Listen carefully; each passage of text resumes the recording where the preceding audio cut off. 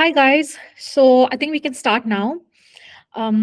So first of all, welcome to our very first Connect session.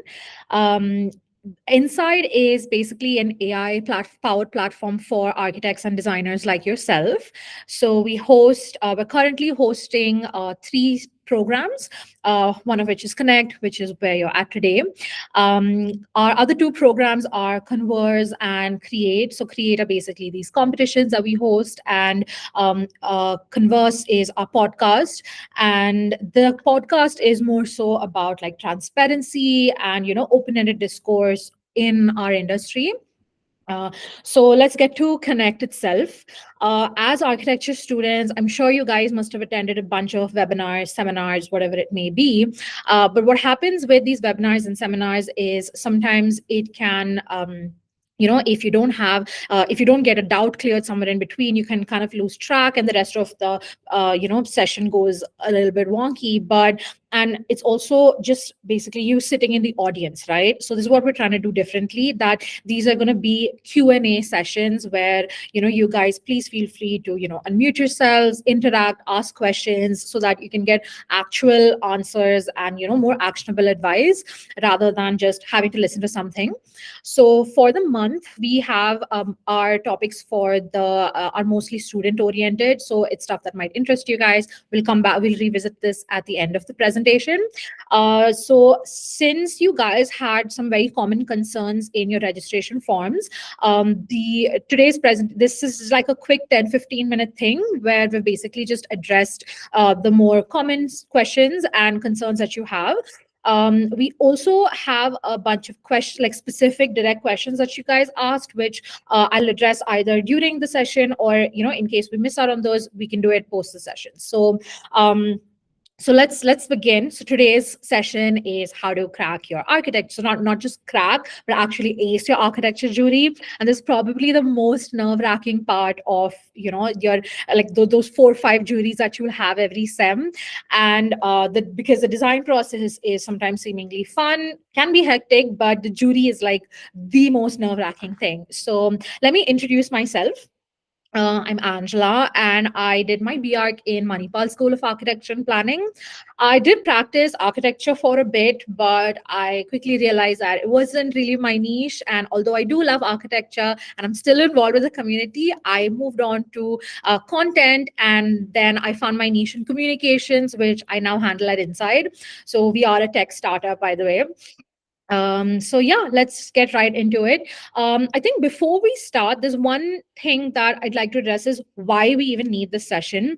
I'm assuming most people who registered, need it for just this semester, how to get through your juries and all of that. But that also has an added level of how you're preparing for your juries and actually learning how to navigate those can really help you even after your graduation. So, during your career, learning to pitch, how to express your idea to whoever it may be, your client, your principal architect, your colleagues, whoever it may be. So articulating and having a holistic view over your presenting what's inside your head to someone else is what a jury really prepares you for the real world. So let's start off. All right. So everyone has different ways of approaching a jury, but these are the three, categories, the stages that we'll be just getting into today a bit. You can think of it like cooking a meal. Okay. So first is your prep. So getting all your ingredients. So these are your sheets, your model, whatever it is you need. The next would be presenting your jury. So this is actually cooking your dish or whatever it may be. And although you'd think that would be the last step, your Q&A is the most important one. So this you can correlate to maybe the taste testing part of your, of part of preparing your meal. And because at the end of the day, you're not directly going to eat it out of the pan, right? This concept of refinement is literally what your jury is all about. So, although these are the three most obvious stages, it really goes back to design. So, you're preparing for your jury is not something that you do, just a few days before your jury or anything. It literally starts from when you start articulating your design, when you start conceptualizing. So, you got to keep things in mind right from that stage. And this isn't like, it's important to not think of it as a separate activity, basically. So how you bind all this together is your narrative. And this is what we'll keep coming back to. It's something that always helped me when I was I don't know, designing, or even preparing, presenting, whatever it may be. It's like you can consider it your North Star. So how do you build a narrative? Cool. And I hope you guys are with me. If you have any questions that you would like immediately answered, please feel free to unmute and just ask them right away. Um, Building your narrative. So these are three key points which I'll share that really, really help me out in kind of finding depth in my narrative and not just building one for the sake of building one. Which is also, by the way, there's also a theme that I'll be following for the next three stages, which is three key pointers for you to take away. Simple stuff, but actionable, advice that really helped me also during my juries. So, okay, first is the what to why and how. So when you move from what to why and how, you can kind of better explain your design, basically, because what happens is the jurors already know the what, right? They can see your sheets. These guys are like really, basically experts in their field or whatever, and it's easy for them to read a sheet. But what they want to know from you is why you did that or how you did that. And how do you reach that level of depth is through research. Most important thing, research, research, research. So see, if you're so when I say narrative, this means everything, right? Your design, your presentation, and everything. If it's surface level, your sheets will be surface level, your presentation will be surface level, which also means that you're literally creating more incentive for them to probe further to understand the depth of your design. But if you yourself have such a stronghold in your own project, that basically eases up like 50% of your entire jury. So when you do this kind of research, it leads us to the next point, which is you will automatically know your work thoroughly. You need to have it literally at the tip of your tongue. So this kind of, all of this binds together through storytelling. So the reason you need to be so, like quick on your toes with your own design is it helps. One is it helps the your professor or your juror understand this is something you actually put in time and effort with, and not just something that we ripped off Pinterest or something like that. And it kind of understands they understand the investment that you have in your project. Okay, so coming back to the storytelling part of it, this is how you bind your project. So think of it like a book. So these different chapters, right? So you can start with one chapter, your concept, your site, your user, your target demographic, whoever, whatever it may be. And when is a book interesting? When these characters of your different chapters correlate to one another, right? When they're interacting with each other. So how does your site interact with your user? How does your user interact with your concept or whatever it may be? You're literally, if you pitch it to them like a story, this is how you keep them interested, rather than being descriptive about things. So for example, something descriptive would be this is here, that is there, is more of a what thing. So this goes back to the first point. But when you say because of this or through this or this guided this, that's like a why and how thing. So cool.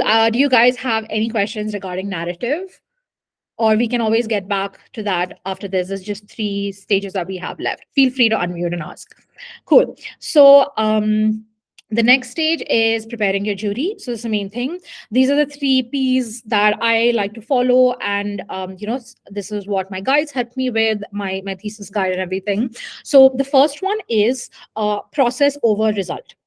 Okay, so the reason being, the jurors don't, obviously your final outcome, like your plans and your sections and all of that, is really important, but they want to know how you got that. So this is everything you need to keep in mind while preparing your sheets, basically, right? Because like that is technically also a part of your jury, right? So they want to see the process. This is why in some colleges having conceptual development is literally a mandatory deliverable. So our next would be prioritize storytelling. So this is about, okay, you're literally fitting 4 months of work into like maybe what, 7 to 10 sheets. So how do you choose what to put so that the juror can understand your design the way you understand your design, right? So this is how you prioritize content. So you created like a narrative on sheet 7. What did I need to put on sheet 4 so that they can understand this perfectly? On this sheet, what do I need to emphasize? If my section best explains this particular thing, I need to blow that up. You'll still have your plans and all of that, but if you give everything equal priority on your sheet, it's like your eyes are going everywhere, right? So that means your eyes are also going nowhere. But if you have focus points on your sheet, it can really help the juror. You're subtly directing them where to look, basically. And a really nice tip that one of my faculty members had told me was treat every jury like it's a closed jury. Prepare your sheets in such a way that even if you're not in the room, someone will understand perfectly what your design is trying to convey, how you did it, and what they need to know. And finally, coming to the last one, which is pointers, not script. So now, when we're talking about storytelling and narrative, this is an important part. Sometimes when we get nervous and all of that, what we tend to do is we think we got to prepare a script, but that honestly makes everything so much worse, because what ends up happening is you're more focused on by hearting the script or following the script than actually explaining your work. So instead, just have key pointers. So some tips I can share for this is what I used to do is I used to have a list of things that I would explain. If you don't want to get interrupted in between, you can also always share this agenda with the jurors and say, I'll be talking about this, then here, and go in order. Or you can use your sheets to guide you if you don't want to take a notebook with you, which is, so what I used to do is I used to highlight some words in bold. And I know that when I'm explaining this part of it, that's, I need to focus on that. Like this should be the king of my sentence, basically. So, cool. The next stage is the actual presentation part. So this is, the 15, 20 minutes of uninterrupted speaking time that you get, which is basically your time slot right before your crit starts. Three C's. So now this looks very seemingly simple. And if you go online, there's so much info about what you need to do during juries. But with these 3 points, what I'm going to share is why you need to do these things, and which will inevitably help you how to do it, right?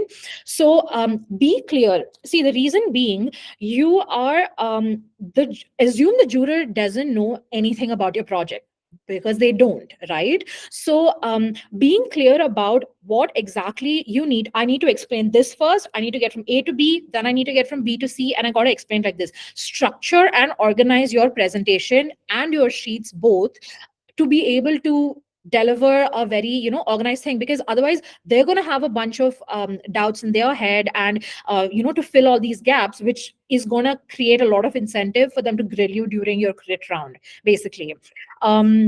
And the next is be concise. So just as while preparing your sheets, you're fitting like 4 to 5 months of work into 7 to 10 sheets, while presenting, you're also fitting 4 to 5 months of ideas and iterations into 15-20 minutes of speaking, right? So you need to use that 15-20 minutes, literally optimize it the best you can, explain only what is absolutely necessary. So what I used to do is, if I didn't want to waste my allocated 15-20 minutes of time, I'd come back to it during my Q&A round. If it's like, basically you can prioritize it, like this is P1, I have to explain this during my presentation. This is P2, it's not absolutely vital, but I can come back to it during my crit round. So that's something that used to help. So again, this is also for when you're skipping stages. This is something to keep in mind. Don't skip stages. If you don't explain your site clearly, like very fundamental things about your site, when you're in your plan, they're going to grill you about that, asking why didn't you do so. This eases out your Q&A round, basically. So think of it like every stage easing out the next one. If your sheets are well done, you're going to ease out your presentation round. If your presentation is well done, you're going to ease out your Q&A round. So you can kind of think of it like that. So don't be this guy, and be calm and collected when you're presenting your sheets. Cool. So the third stage is the Q&A round, crit round, whatever you guys call it in your college, aka how to deal with criticism. They should probably be renamed to how to not cry during the jury, which is something that, I mean, if you're the lucky few, you probably haven't done that, but I have. So all right. So these are three reminders that, again, very fundamental things. If you keep these in mind, it will most likely ease out like 80-90% of your Q&A round. So the first thing is approach. So what mentality are you going with when you're entering your jury? See, you're not there to protect your work. You're literally presenting your, that's the entire concept, right, of the jury, that you gotta basically get feedback and use this option to actually refine your work. If you leave your jury with your project being exactly same, I personally used to not believe that's a successful jury. I need to have at least 10 to 20% of improvement in my project to feel like, okay, my jury went well. Because at the end of the day, every project can be better. It always can. Even existing projects, they work, buildings that you see, you'd, as an architecture student, I'm sure you'd always have a comment about, oh, but this could have been like that. So keep the same mentality regarding your own work as well. And you're going there to present your work, not to protect it. Don't get defensive, which leads us to our next point about being defensive and getting emotional, which is something that we all struggle with, or if you currently are struggling with this also. And the easiest way to tackle this is literally disassociate from your work. Understand that you are not your work, first of all, and you are not specifically this project. So you're going to have like hundreds of projects that you're going to design in your career. So do you still cry about a really bad jury that you had in first year? No, right? It's literally just an in that moment thing. And understand that this is a part of design, and it's not something that you should want to avoid, or just something that you want to get it done with. But it's literally benefiting you. So getting emotional kind of or getting nervous kind of gets cleared out a little bit when you think of it this way. Finally, when you're lost, the best thing to do is circle back to your narrative. Always, always, always. And this goes for every stage, by the way, but it's most important, I'd say, in your Q&A round. So if the juror is asking you a question and you don't have a direct answer, literally just go back to your narrative. And this includes site, user, and concept. If you relate whatever question they're asking you to at least one, if you can include it to two or all three, that's even better.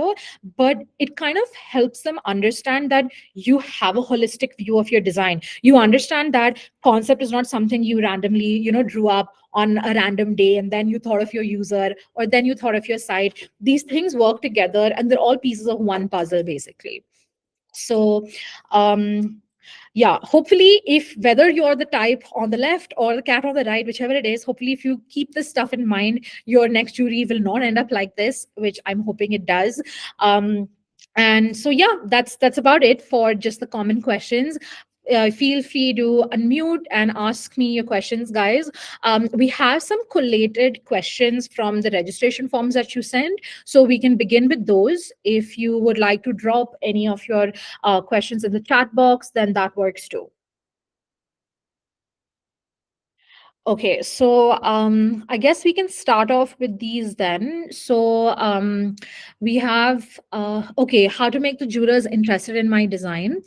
Cool. So this again, I think we covered. This is in terms of narrative and storytelling. So if you if you sound like you're describing something, they're going to get bored, right? But if you sound like you're if you present it in such a way that you're connecting things, people always like it when things relate to something else. And that's something inherently, by nature, an architectural project is like that. Everything is supposed to, I mean, whether or not we do it as students, that's secondary, but it should ideally relate to one another. So use that to your advantage, and create, talk, present it like a story. Uh, be I don't know. Obviously, I wouldn't say well prepared in the form of preparing a script or anything, but it's always better to keep pointers. And like I said, come back to your user site and your concept. How to present sheets with confidence. Okay. So I think this would probably go back to the second and third point of building your narrative, which is knowing your work thoroughly. See, if when do we get nervous? We get nervous when we feel unprepared, or when we feel like, oh my god, I don't have this deliverable, or which is also, by the way, a pretty important thing here, which I can address as well, is I'm sure all of us have had juries where we didn't have all the deliverables. So that's perfectly fine. Obviously, the first go to would be have your deliverables ready. But in case you don't, like this is like a literally last resort thing, use your other. That's the beauty of an architectural project, isn't it? That everything is actually the same building presented in different ways. So use your other drawings to explain this. Say if you didn't get time to put up your sections, explain it in your plan. That's perfectly fine. Just show this detail, or don't never underestimate the value of a verbal presentation. And in case you're lacking in your visual presentation, we usually obviously the go-to would be to prioritize your visual presentation, but feel free to explain it verbally, so that way they know that you've at least thought of this, or you know what you're going to do. Maybe you just didn't have the time to. um, okay, so the third question is, my work is good. Okay, actually we have a question from Yatharth on Instagram, which is, my why part always ends up being the most debatable part in my entire journey. Care to help?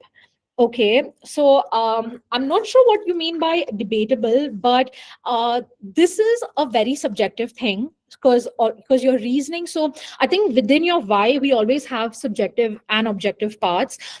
If it's a subjective thing, you can always defend it in considering whatever things you had in mind. But if it's an objective part, which is, so that's what, right? That's how you distinguish. When it's objective, you do have ground to stand on. You can talk about okay, because structurally this helps this, this tied back to my site. So my it helped me in my site there. So again, correlating everything always helps.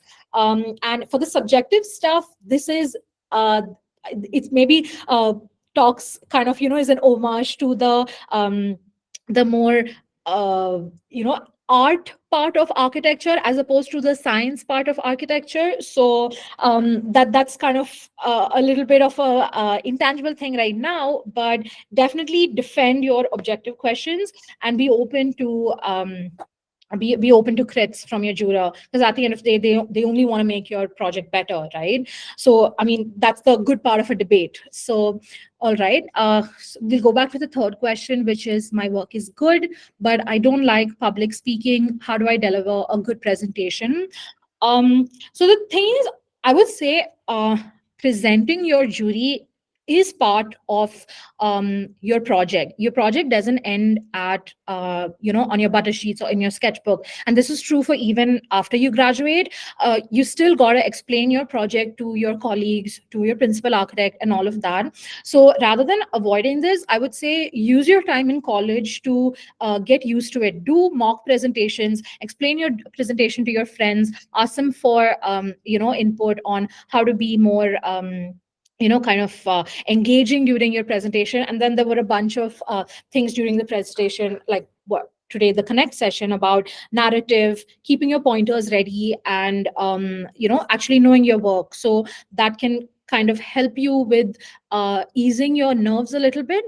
All right, so the fourth one is, there are so many juries happening all the time, all one after the other. How do I manage on time suggestions? Okay. um so obviously this priorities don't really work in architecture college at the end of the day, because you can't just decide to prioritize AD, your design studio, and then everything else is you know um, just left unsubmitted. But what you can do is just, I think here this is a very generic obvious answer, but time management is really really important. But a fun thing about this is, we do have a session next Saturday, which is on time management. So feel free to attend that. But time management, I would say, is important. Even the college part of time management helps you in your career, because like when you're working, because if you have you're not going to have just one project going on at a time, you're going to have a bunch of them going on at the same time for various clients. So I'd suggest getting used to that now itself. uh, should I focus on sheets or on model?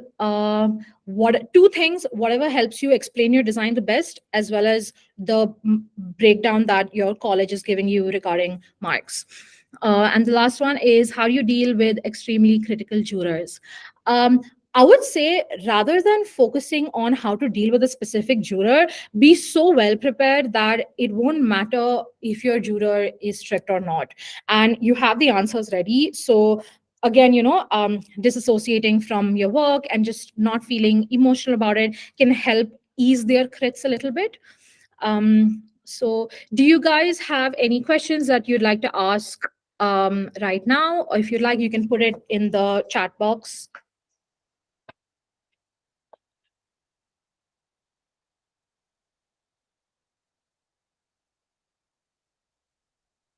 Anusha, Vishnu, do you guys have any questions that you'd like to ask? Yeah, is it okay if I ask it directly? Sure, sure, yeah. No, I wanted to know how do I prepare my speaking points?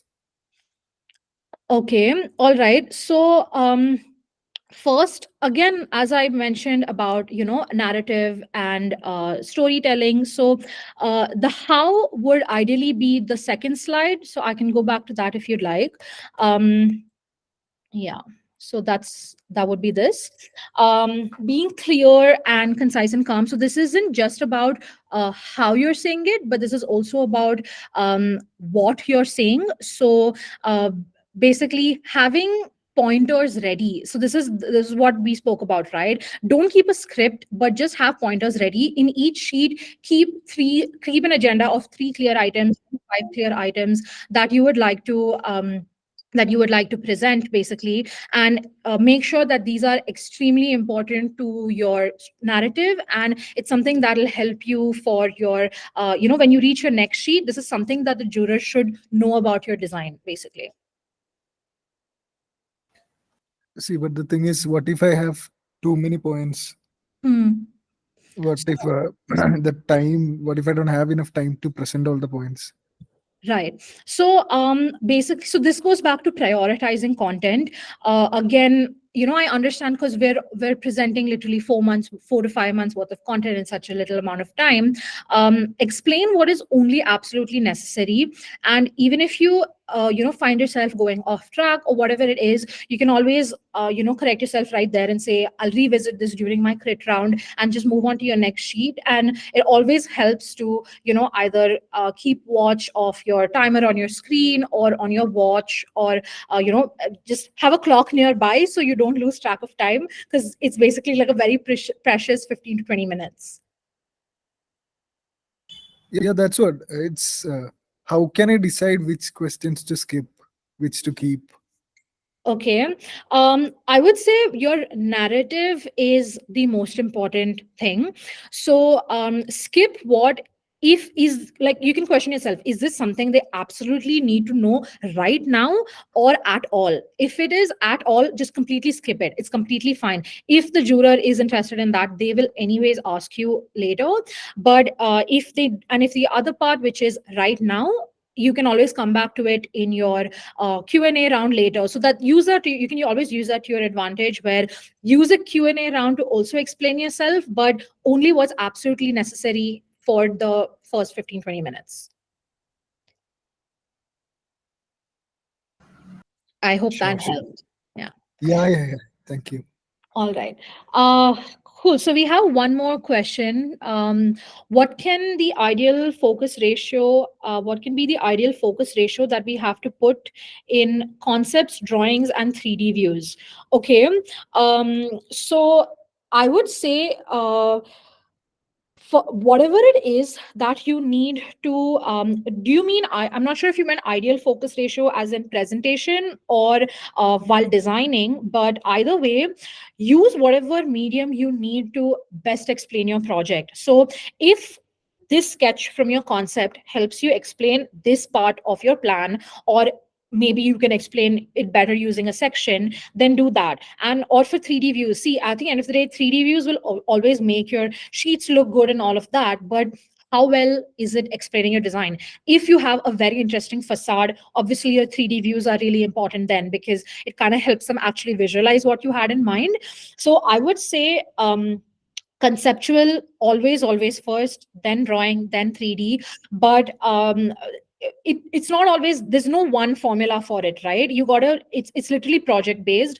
And it always helps to check your what breakdown your college had. For example, for me in college, we had we had like a breakdown for, okay, 10 marks for concept, 15 for this thing. So in my college we had very less allocated to the 3D views. So I should never spend too much time on that. So this is also, it also helps. But again, don't be driven by marks, and be driven about what you can best use to explain your project. So what is the easiest way to explain this part of your design? So like the same example with your facade. If it's if it's a construction or a structural thing, obviously a drawing is going to help you more. If it's a more philosophical or conceptual thing, sketches will help you more. So I hope that helps. I think that was Yatharth who asked that. Yeah. All right. Do you guys have any other questions? Hi, can I Sure. give a Yeah. yeah, so my question is that how do we keep the jurors engaged with my design? Like, I want them to be genuinely interested, or at least pay attention to what I'm trying to say. Like, so there are a lot of students who present before me and after me. So Mhm. he or she might already get bored, or they might be tired from the the same uh looking at the same site, looking at the same brief, and yeah, but just having different kinds of designs. Hmm. Even though my design might not be that attractive, or very parametric, or innovative, how Mhm. do we just keep them stay connected with what I'm trying to say, or what I want to present? Sure. Okay, so I think maybe we can backtrack first. The main thing is that understanding what your juror wants to hear. So in the first 5 minutes, you'll understand what things like, learn to read the juror back. It's not just that you're explaining something to a juror, but you also want to read something back from them. So see what are the things they're resonating more with. My jurors used to nod a lot when, if it was like someone who's very interested in structures, things like that. And mostly it's always more easier to pay attention to something that's easy to understand.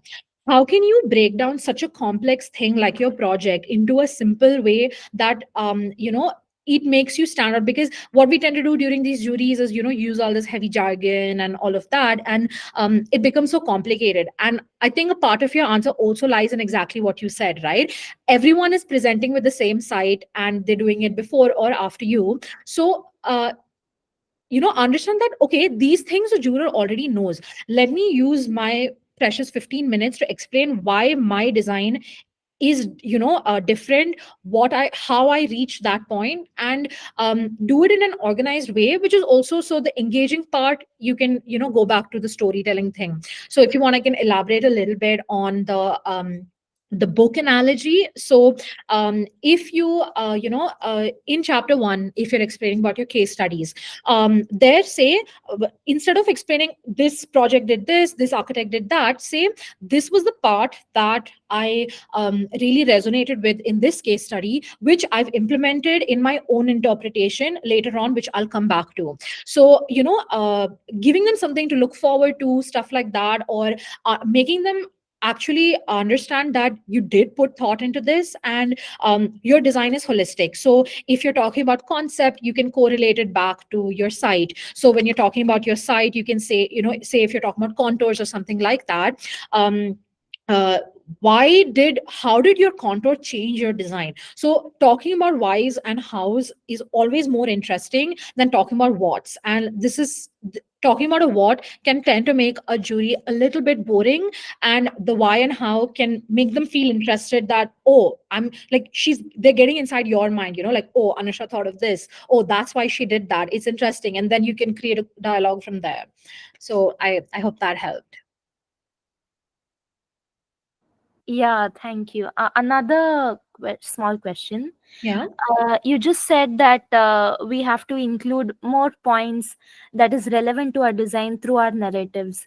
Right. What points could that exactly be? Like, if you're Um, all right. So I guess maybe let's think about, like, okay, sustainability, for example, that you've integrated in a project. So in your narrative, so as I said, right, your narrative starts from your design process. So when you're designing, you can think of what do I need to uh, I chose to do this. Why did I choose to do this is something you can say it in your presentation, but how that would tie to your narrative or whatever is also putting it in your sheets. So when your sheet shows, so keeping in mind in your design stage itself that, okay, I need to make note of that, if I show this in a section, or if I show this in a 3D model, it's really going to help my narrative. And basically putting things in stages and correlating them. So I think there was this let me just get back. Yeah, so this thing here about site, user, and concept is kind of what will help them feel more aligned to your project. Because if they understand that, oh, she's considered the user, she's considered the site, she's considered the concept, these three things are what build a narrative, and your narrative is the story you're telling. If you say that my in a book, my main character did this, my main character did that, it's boring, right? But if you say my main character did this and then this happened, and because of that they had to do this, so relate the same thing to your design. I had to my design used locally sourced laterite.